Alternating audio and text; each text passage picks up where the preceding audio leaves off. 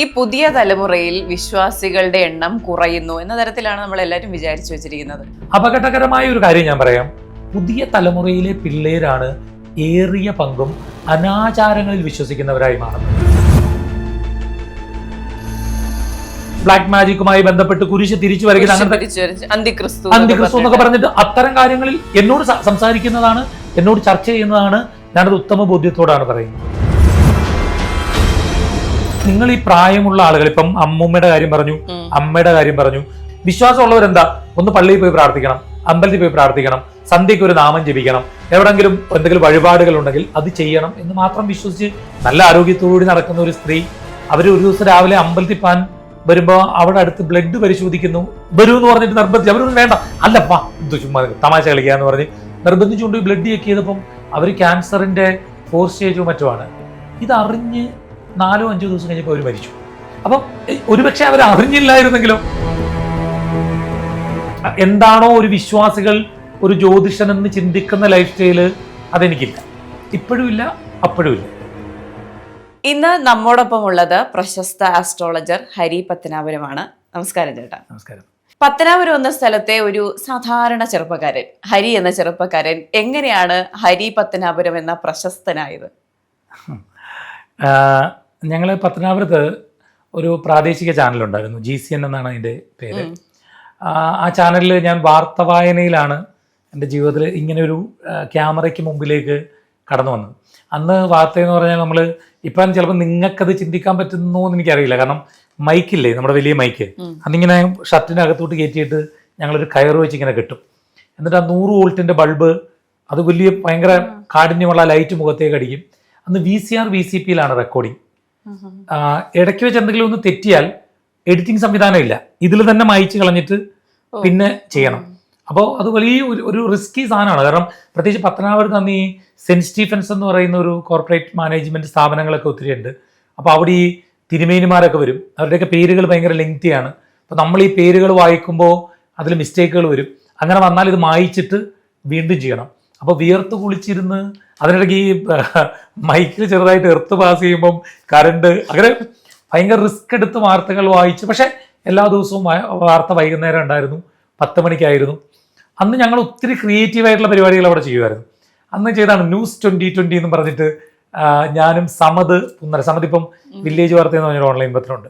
ഞാനും സമതും എല്ലാം കൂടെ എൻ്റെ ഐഡിയ ആയിരുന്നു ന്യൂസ് 2020. അതായത് 20 വാർത്ത 20 മിനിറ്റിൽ, 1 മിനിറ്റ് ഒരു വാർത്ത വെച്ചിട്ട് 20 വാർത്ത എന്നൊക്കെ അങ്ങനെ പിന്നീടാണ് ഇങ്ങനെ ഈ പെട്ടെന്ന് സ്പീഡ് വാർത്ത എന്നൊക്കെ പറഞ്ഞിട്ട് ഇപ്പൊ പല വാർത്തകൾ വരുന്നുണ്ട്. അന്ന് ഞങ്ങൾ ചർച്ചകൾ നടത്തുമായിരുന്നു, നിന്നുകൊണ്ട് വാർത്ത വായിക്കും, ഔട്ട്ഡോർ പോയിട്ട് വാർത്ത വായിക്കുമായിരുന്നു. അന്ന് ഒത്തിരി പരീക്ഷണങ്ങൾ ഇങ്ങനെ നടത്തുമായിരുന്നു. അപ്പോൾ അന്ന് ഈ ഏഷ്യാനെറ്റ് ന്യൂസ് ചാനലില്ല. ഏഷ്യാനെറ്റ് മെയിൻ ചാനലിൽ വൈകിട്ട് 6:30 മറ്റോ ഒരു ന്യൂസ് ഉണ്ട്, സൂര്യ TVയിലും ഉണ്ട്. അതിനുശേഷം വേറൊരു ചാനലുകൾ, വാർത്താ ചാനലുകളില്ല. ആ സമയത്താണ് ഞങ്ങൾ ഡെയിലി വാർത്തയുള്ള ഒരു പ്രാദേശിക ചാനൽ. അന്ന് ഈ ചെറിയ ചെറിയ പരിപാടികളൊക്കെ നടക്കുന്നത് കാണിക്കുമ്പം വീട്ടിലിരുന്ന ആളുകൾക്ക് കാണാൻ പറ്റുന്നത് കേബിൾ ആണല്ലോ, അതിലൂടെ കണ്ട് അങ്ങനെ അവിടുന്ന് പിന്നീട് ഞാൻ ACVയിൽ വാർത്ത വായിച്ചു. അപ്പം ഞങ്ങൾ പാരമ്പര്യമായിട്ട് ജ്യോതിഷാണ്, അച്ഛനെ അപ്പൂപ്പനെ. ഞാൻ ശരിക്കും ഒരു ജ്യോതിഷനാകേണ്ട ആളാണോ എന്ന് ചോദിച്ചാൽ എൻ്റെ ലൈഫ് സ്റ്റൈൽ ഇപ്പോഴും എന്താണോ ഒരു വിശ്വാസികൾ, ഒരു ജ്യോതിഷൻ എന്ന് ചിന്തിക്കുന്ന ലൈഫ് സ്റ്റൈല് അതെനിക്കില്ല, ഇപ്പോഴും ഇല്ല, അപ്പോഴും ഇല്ല. അപ്പം അച്ഛൻ പറഞ്ഞു, പക്ഷെ അച്ഛന് ഞങ്ങൾ 3 ആൺപിള്ളേരാണ്. അപ്പം ഞാൻ ജ്യോതിഷമായിട്ടിരിക്കണമെന്ന് അച്ഛനും ഒരാഗ്രഹം. ഞാനും അച്ഛനായിട്ട് ഭയങ്കര നല്ലൊരു വളരെ രസകരമായി ജീവിക്കുന്ന ഒരു അച്ഛനും മകനുമായിരുന്നു. അപ്പം അച്ഛൻ അങ്ങനെ പറഞ്ഞപ്പം അങ്ങനെ പിന്നെ ഞാൻ സംസ്കൃത കോളേജിലൊക്കെ പഠിച്ചു. പക്ഷെ അതിന് മുമ്പ് തന്നെ വീട്ടിൽ നമ്മളെല്ലാ ദിവസവും കേൾക്കുന്നത് അച്ഛൻ്റെ പ്രൊഫഷൻ ഇതായതുകൊണ്ട് കേൾക്കുന്ന ഇതായിരുന്നു, അങ്ങനെ പഠിച്ചു. പിന്നീടും ഞാൻ കുറേ കാലം ജ്യോതിഷമായിട്ടൊന്നും ഇരുന്നിട്ടുണ്ടായിരുന്നില്ല. പിന്നീട് അങ്ങനെ ഇരുന്നു നമ്മൾ എന്ത് ചെയ്യുമ്പോഴും അതിൽ 1 ഓഫ് ദ ബെസ്റ്റ് ആകുക എന്നുള്ള ഒരു ചിന്ത. അപ്പം ഞാൻ പറഞ്ഞില്ലേ, വാർത്ത വായിക്കുമ്പോഴും അന്ന് ദിവസവും ഈ ചിലപ്പോൾ ഇപ്പൊ കേൾക്കുമ്പോൾ അത് അത്ഭുതം തോന്നും. അവിടെ ഒരു അമ്മ, ഒരു ടീച്ചറാണ്, സംഗീത ടീച്ചർ, മ്യൂസിക് കോളേജിലൊക്കെ പണ്ട് പഠിച്ചൊരു ക്രിസ്ത്യൻ അമ്മയാണ്. ക്രിസ്ത്യൻ അമ്മയെ ഞാൻ പറയാൻ കാര്യം, അന്ന് അങ്ങനെ സംഗീതം പഠിക്കാനും വിടുക എന്നൊക്കെ ഉള്ളത് ഈ ക്രിസ്ത്യൻ കമ്മ്യൂണിറ്റിയിലും ഒക്കെ കുറച്ച് പാടുള്ള ഒരു കാലത്ത്. എനിക്കൊന്നും സംഗീത കോളേജിന്റെ ആദ്യത്തെ ബാച്ചുകളിൽ ഒരു ബാച്ചിൽ പഠിച്ച ഒരമ്മ നല്ല ഏജ്ഡായിരുന്നു. ആ അമ്മയുടെ മകളെ കല്യാണം കഴിപ്പിച്ച തിരുവനന്തപുരത്ത് വീട്ടിൽ ചെന്നപ്പം അവിടെ പറഞ്ഞു അത്രേ, എനിക്ക് GCN വാർത്ത കാണണം. അപ്പൊ അവിടെ കിട്ടില്ലല്ലോ, ലോക്കലാണല്ലോ. അങ്ങനെ ആ അമ്മ തിരിച്ച് വീട്ടിൽ വന്നു. പിന്നെ ഞങ്ങൾ അമ്മയായിട്ട് ഭയങ്കര കൂട്ടൊക്കെ ആയിരുന്നു, ഒരു കാലത്ത്. അപ്പോൾ അത്ര ആളുകളുടെ മനസ്സിൽ അന്നേ പതിഞ്ഞൊരു വാർത്താ ചാനലായിരുന്നു. പിന്നീട് അവിടുന്ന് ജ്യോതിഷം തുടങ്ങി. ഏഷ്യാനെറ്റിൽ സുപ്രഭാതം എന്ന് പറഞ്ഞ പരിപാടിയിൽ കുറച്ചു കാലം ചെയ്തു. പിന്നീട് സൂര്യ TV, പിന്നീട് സി കേരളം, ഇപ്പം കുമ്പിടിയാണ്. സൂര്യ TVയിലും ഉണ്ട്, ഫ്ലവേഴ്സിലും ഉണ്ട്. അതെ, ഇപ്പോ കുഞ്ഞിലെ മുതൽ വീട്ടിൽ കാണുന്നതാണ് ഈ വിശ്വാസ കാര്യങ്ങളൊക്കെ. ഇപ്പൊ എന്റെ കാര്യം നോക്കുകയാണെങ്കിൽ എന്റെ വീട്ടിൽ എല്ലാവരും വിശ്വാസികളാണ്, ക്രിസ്ത്യൻസ് ആണ് ഞങ്ങൾ. അപ്പൊ എല്ലാവരും വിശ്വാസികളാണ്. എൻ്റെ വീട്ടിൽ എൻ്റെ പപ്പയുടെ അമ്മ എപ്പോഴും കയ്യിലെപ്പോഴും കൊന്ത ചൊല്ലി ഇങ്ങനെ പറഞ്ഞുകൊണ്ടിരിക്കുന്ന ആളാണ്. പക്ഷെ ഒരു പോയിന്റിൽ എനിക്കിതിലൊക്കെ, എനിക്കും ചേട്ടനും ഒക്കെ ഇതിലൊക്കെ എന്തെങ്കിലും ഉണ്ടോ എന്നൊക്കെ ഒരു പോയിന്റിൽ എനിക്ക് തോന്നിയിട്ടുണ്ട്. അങ്ങനെയൊന്നും തോന്നിയിട്ടില്ലേ? അല്ല, നമുക്ക് ഇതിനകത്തൊരു പ്രശ്നം എന്ന് പറഞ്ഞാൽ ഇപ്പം വിശ്വാസം ഇല്ലാത്ത ഒരാളെ സംബന്ധിച്ച് വിശ്വാസിക്ക് ഇതിലൂടെ കിട്ടുന്ന ഒരു ആശ്വാസത്തെ പറ്റി പറഞ്ഞാൽ ഒരുപക്ഷെ മനസ്സിലാക്കാൻ കഴിയില്ല. ചിലപ്പോൾ നിങ്ങളുടെ അമ്മയോ അമ്മൂമ്മയോ കൊന്ത എടുത്തു വെച്ചിട്ട് ജപിക്കുമ്പോൾ അവർക്ക് കിട്ടുന്ന ഒരു സൈക്കോളജിക്കൽ ഫീൽ ഉണ്ട്. അത് നമുക്ക് പുറത്തിരുന്ന ഒരാൾക്ക് അത് ഒരുപക്ഷെ മനസ്സിലാക്കാൻ കഴിയില്ല. ഇപ്പോൾ നമ്മൾ ദൈവം എന്ന് പറയുന്ന ഒരാളെ ചൂണ്ടിക്കാണിച്ചു തരാൻ പറഞ്ഞാൽ നമുക്ക് ആർക്കും അത് ചൂണ്ടിക്കാണിക്കാൻ വേണ്ടി പറ്റില്ല. പക്ഷേ നമ്മളൊരു വലിയ പ്രതിസന്ധിയിൽ ഉണ്ടാവുമ്പോൾ, പ്രതിസന്ധിയിൽ അകപ്പെടുമ്പം നമ്മളെക്കാൾ സുപ്പീരിയർ പവറുള്ള ഒരാൾ നമ്മളെ രക്ഷിക്കും എന്നൊരു തോട്ട് നമ്മുടെ മനസ്സിലുണ്ടെങ്കിൽ അത് നമ്മുടെ ജീവിതത്തിന് ഒത്തിരി മാറ്റും. ഇപ്പൊ ഒരു ഡോക്ടർ ഒരു ലാസ്റ്റ് സ്റ്റേജിലുള്ള ഒരാളെ ആശുപത്രിയിൽ നിന്ന് ഇനി ചികിത്സയൊന്നുമില്ല എന്ന് പറഞ്ഞിട്ട് പറഞ്ഞു വിട്ടു എന്ന് വിചാരിക്കുക. ആ ആളൊരു നമുക്കിപ്പോ ആളുടെ അടുത്ത് ചെന്നാൽ അയാൾ ഒരു വിശ്വാസി അല്ലെങ്കിൽ നമുക്ക് അയാളെ എങ്ങനെയാണ് ആശ്വസിപ്പിക്കാൻ പറ്റുമെന്ന് എനിക്കറിയില്ല. കാരണം ഞാനൊരു വിശ്വാസിയാണ്. പക്ഷെ ഒരു വിശ്വാസിയാണെങ്കിൽ അയാളെ ആശ്വസിപ്പിക്കാനും ഒന്നുമില്ലെങ്കിൽ 2-3 ദിവസം അയാളുടെ ജീവിതം നീട്ടിക്കൊടുക്കാനോ ഒരുപക്ഷെ കുറച്ചു കാലം നീട്ടിക്കൊടുക്കാനോ ഒരു വിശ്വാസിയാണെങ്കിൽ പറ്റും. കാരണം അയാളോട് ചെന്നിട്ട് ഇത് ദൈവമുണ്ട്, അല്ലെങ്കിൽ ഇന്ന ഒരു അമ്പലമുണ്ട്, അല്ലെങ്കിൽ നിങ്ങൾ സങ്കീർത്തനത്തിലെ ഇന്ന വാചകം ഒന്ന് വായിച്ചു നോക്ക്, അത് വെച്ചൊന്ന് പ്രാർത്ഥിക്കെന്ന് പറഞ്ഞാൽ അത് അയാൾക്ക് ജീവിതത്തിൽ കിട്ടുന്ന ഒരു എഫക്റ്റ് നമുക്ക് അല്ലാതെ കൊടുക്കാൻ പറ്റില്ലെന്നേ. അങ്ങനെ അത് ഒരു റിയാലിറ്റിയാണത്. ഇപ്പൊ ഡോക്ടർ ഒഴിഞ്ഞ എത്ര കേസുകളിൽ പിന്നെ എത്രയോ കാലം ജീവിച്ചിരുന്നിട്ടുള്ള ആളുകളുണ്ട്.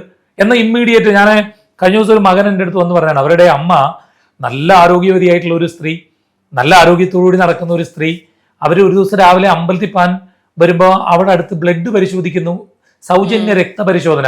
അപ്പൊ നിർബന്ധിച്ച് അവിടെ നിന്നാന്ന് ഈ പഞ്ചായത്ത് മെമ്പർക്ക് ഇത് ചെയ്യണമല്ലോ എല്ലാവരുടെയും. അപ്പം വരൂ എന്ന് പറഞ്ഞിട്ട് നിർബന്ധിച്ച്, അവരൊന്നും വേണ്ട, അല്ലപ്പാ ഇത് ചുമ്മാ തമാശ കളിക്കാന്ന് പറഞ്ഞ് നിർബന്ധിച്ചുകൊണ്ട് ബ്ലഡ് ചെക്ക് ചെയ്തപ്പം അവർ ക്യാൻസറിന്റെ 4 സ്റ്റേജോ മറ്റോ ആണ്. ഇതറിഞ്ഞ് 4-5 ദിവസം കഴിഞ്ഞപ്പോൾ അവർ മരിച്ചു. അപ്പം ഒരുപക്ഷെ അവർ അറിഞ്ഞില്ലായിരുന്നെങ്കിലോ, കാരണം അവർക്ക് ഒരു കുഴപ്പം ഉണ്ടായിരുന്ന ആളല്ല, അവർ നടന്നു പൊയ്ക്കൊണ്ടിരുന്ന ആളാണ്. അപ്പൊ അറിഞ്ഞു കഴിയുമ്പോൾ ശരിക്കും ഒരു അസുഖം ഉണ്ടാവുമ്പം അത് കൂടുതൽ എഫക്ട് ചെയ്യുന്നത് എങ്ങനെയാണ്, ഇതുണ്ടെന്ന് നമുക്കൊരു തോന്നൽ ഉണ്ടാവുമ്പോഴാണ് പിന്നീട് ഈ പ്രശ്നം വരുന്നത്. അപ്പം ഒരു ഈശ്വര വിശ്വാസിയെ സംബന്ധിച്ച് അയാൾക്ക് അതൊരു ആശ്വാസമാണെങ്കിൽ അമ്മൂമ്മ അത് ജപിച്ചോട്ടെ എന്ന് വിചാരിക്കുക. നിങ്ങൾക്ക് ചിലപ്പോൾ അത് ആശ്വാസം അതായിരിക്കത്തില്ല. നിങ്ങൾക്കൊരു പ്രോബ്ലം ഉണ്ടായാൽ നിങ്ങൾ അതിനെ ലോജിക്കലായിട്ട് ചിലപ്പോൾ ചിന്തിക്കും, സയന്റിഫിക്കലായിട്ട് ചിന്തിക്കും, സയന്റിഫിക്കലായിട്ട് സൊല്യൂഷൻ നിങ്ങൾ കണ്ടെത്തും. പക്ഷെ ബാക്കിയുള്ളവരെല്ലാം അങ്ങനെ കണ്ടെത്തണം എന്ന് പറയുന്നതിൽ ഒരു തെറ്റുണ്ട്. അതെ, വിശ്വാസം ഓരോരുത്തരുടെയും വ്യക്തിപരമായ കാര്യമാണ്. വിശ്വസിക്കുന്നവർക്ക് വിശ്വസിക്കാം, അല്ലാത്തവർക്ക് അല്ലാതിരിക്കാം. ഇനി എനിക്ക് ഉള്ളൊരു ഡൗട്ട് എന്ന് പറഞ്ഞാൽ, ഒരു കപ്പിൾ ഇപ്പോൾ ഇതിലൊരു വിശ്വാസി ഉണ്ടാകും, ഒരു അവിശ്വാസി ഉണ്ടാകും. അവരുടെ ഇടയിലാണ് ഈ പറഞ്ഞ കാര്യം. വിശ്വാസികളെ ആണെങ്കിൽ നമുക്കൊന്ന് പറഞ്ഞ് വിശ്വസിപ്പിക്കാം. അതെങ്ങനെയാണ് വർക്ക് ആവുക? അല്ല, ഞാൻ ഈ കപ്പിൾ, വിശ്വാസമുള്ള കപ്പിളും വിശ്വാസമുള്ള ഭർത്താവും വിശ്വാസമില്ലാത്ത ഭാര്യയും, വിശ്വാസമില്ലാത്ത ഭാര്യയും വിശ്വാസമുള്ള ഭർത്താവും ഞാൻ ഒരുപാട് പേരെ കണ്ടിട്ടുണ്ട്. അതാണ് അവിടെ എന്താ പ്രശ്നം എന്ന് വെച്ചാൽ, നിങ്ങൾ എന്തിനാണ് വിശ്വാസി അല്ലാത്ത ഒരാളെ വിശ്വാസിയാക്കി മാറ്റാൻ ശ്രമിക്കുന്നത്? നിങ്ങൾ എന്തിനാണ് വിശ്വാസിയായ ഒരാളെ വിശ്വാസി അല്ലാതാക്കി മാറ്റുന്നത്? എത്ര പേരുണ്ട്, ഭാര്യ അമ്പലത്തിൽ പോകുന്നു, ഞാൻ കൊണ്ടുവിടും, പക്ഷെ ഞാൻ അകത്ത് കയറാറില്ല. ഭർത്താവ് അമ്പലത്തിൽ പോകും, ഞാൻ വേണേ കൂടെ പോകും, പക്ഷെ ഞാൻ കയറി പ്രാർത്ഥിക്കാറില്ല. കയറും, പക്ഷെ എനിക്കത് വിശ്വാസം ഇല്ലാത്തതുകൊണ്ട് പ്രാർത്ഥിക്കാത്ത എത്രയോ ഭാര്യ ഭർത്താക്കന്മാരുണ്ട്. ഇപ്പൊ താങ്കൾ സയന്റിഫിക്കലി വിശ്വസിക്കുന്ന ഒരാളാണ്, സയൻസിനെ വിശ്വസിക്കുന്ന ഒരാളാണ്, ദൈവത്തെ വിശ്വസിക്കുന്ന ഒരാളല്ല. നിങ്ങൾ എന്തിനാണ് വിശ്വാസി അല്ലാത്ത ഒരാളെ വിശ്വാസിയാക്കാനും വിശ്വാസിയായ ഒരാളെ വിശ്വാസി അല്ലാതാക്കാനും പോകുന്നത്? നിങ്ങൾ മറ്റൊരാളെ ബഹുമാനിക്കുക, അയാളുടെ വിശ്വാസം നല്ലതാണെന്ന് അയാൾക്കുണ്ടെങ്കിൽ നിങ്ങൾ എന്തിനാണ് അതിനെ എതിർക്കുന്നത്? അങ്ങനെ ജീവിക്കുന്ന ഒത്തിരി പേരുണ്ട്. എന്റെ അടുത്ത് നോക്കിക്കാൻ വരുന്ന ഒരുപാട് ഫാമിലി ഉണ്ട്. ഞാൻ കൂടുതൽ കണ്ടിട്ടുള്ളത് ഭർത്താക്കന്മാരാണ്. വിശ്വാസികളേ അല്ലാത്ത ഭർത്താക്കന്മാരുണ്ട്. അവർ വന്ന് വളരെ കൂളായിട്ട് ഗൗരവമായിട്ടിരിക്കും. ഭാര്യ ആശങ്കകൾ പറയും, എന്താ പറയും, ചേട്ടന് ഇതിലൊന്നും വലിയ വിശ്വാസമില്ല, വേണ്ട, അതിനെന്താ, പക്ഷെ ഞാൻ അമ്പലത്തിൽ പോകുന്നതിന് ചേട്ടന് എതിർപ്പില്ല, നല്ല കാര്യമല്ലേ, നിങ്ങൾ പോയി പ്രാർത്ഥിക്കൂ. അങ്ങനെയുള്ള ഒത്തിരി കപ്പിൾസ് ഉണ്ട് കേട്ടോ. പ്രത്യേകിച്ച് എനിക്കൊന്ന് ഈ കോവിഡ് കഴിഞ്ഞതിന് ശേഷം ഒത്തിരി ആളുകൾ വിശ്വാസമുള്ളവർ വിശ്വാസി അല്ലാതായിട്ടുണ്ട്, അതെ. തിരിച്ചും വന്നിട്ടുണ്ട്. പക്ഷെ കൂടുതൽ എനിക്ക് തോന്നുന്നു ഇപ്പോഴാണ് കൂടുതൽ ഈ അവിശ്വാസികളെ സംബന്ധിച്ചുള്ള ചർച്ചകൾ. പക്ഷെ സോഷ്യൽ മീഡിയ ഉള്ളത് കൊണ്ടൊക്കെ ആയിരിക്കാം. പക്ഷെ ഇപ്പുറത്ത് നിങ്ങൾ മനസ്സിലാക്കേണ്ടത് അതേപോലെ വിശ്വാസികളും കൂടുന്നുണ്ട്. അതെ, നമ്മൾ നേരത്തെ സംസാരിച്ചിരുന്നു, ഈ പുതിയ തലമുറയിൽ വിശ്വാസികളുടെ എണ്ണം കുറയുന്നു എന്ന തരത്തിലാണ് നമ്മൾ എല്ലാവരും വിചാരിച്ചു വെച്ചിരിക്കുന്നത്. ഇതിലെല്ലാം വാസ്തവം. ഇപ്പൊ നമുക്ക് പറയുമ്പം ഈ പലപ്പോഴും ഞാൻ ഈ ചർച്ചകളിലൊക്കെ കാണുന്നതാണ്, പ്രത്യേകിച്ച് ഈ യുക്തിവാദികളായിട്ടുള്ള എത്തീസ്റ്റുകളായിട്ടുള്ള ആളുകൾ അവർ പ്രസന്റ് ചെയ്യുന്നത് പുതിയ തലമുറയിലെ പിള്ളേര് അവർ വരുമ്പോഴത്തേക്ക് ഇത് മാറുമെന്ന്. ഞാനും അങ്ങനെ വിചാരിച്ചിരുന്ന ഒരാളാണ്. എൻ്റെ ചിന്തകൾ പുതിയ തലമുറയിലെ കുട്ടികൾ ഒരുപക്ഷെ ഇതിൽ വിശ്വാസമില്ലാത്തവരായി മാറും എന്നുള്ളതാണ്. വിശ്വാസം ഇല്ലാത്തവരായി മാറും. പക്ഷേ അപകടകരമായ ഒരു കാര്യം ഞാൻ പറയാം, പുതിയ തലമുറയിലെ പിള്ളേരാണ് ഏറിയ പങ്കും അനാചാരങ്ങളിൽ വിശ്വസിക്കുന്നവരായി മാറുന്നത്.